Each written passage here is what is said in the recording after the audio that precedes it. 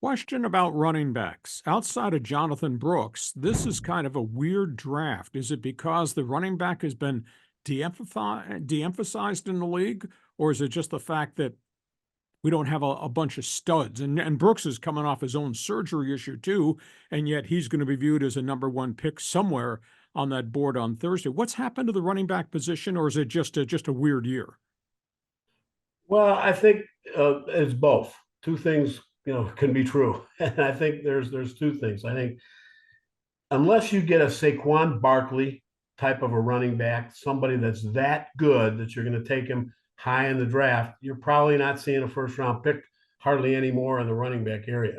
People say, hey, we could pick one of these guys up later on. And oftentimes we're looking at a depth player. We're not looking at a feature back because we're rotating these running backs a lot.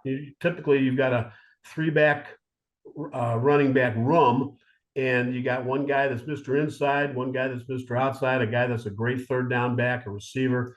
The teams that I watch a lot, that's pretty much the way they operate. So you're not looking very often at a feature back, a Jim Brown, an OG, those kind of guys. You're not looking at that. You're looking at guys that are going to share the load.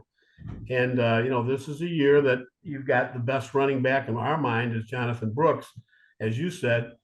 And he's the only guy that would have a first round grade. But coming off that injury, will he be in camp, ready to go? He's probably more of a second round pick. A mid second round pick is what we see. And after that, it's kind of hard to predict who's going to go. I mean, we like Jaylen Wright from Tennessee because he's got great speed, great outside ability, and he runs with fairly good power.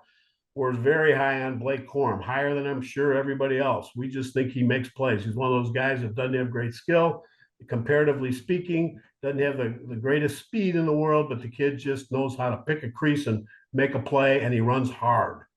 And we think he's a solid third round pick for somebody.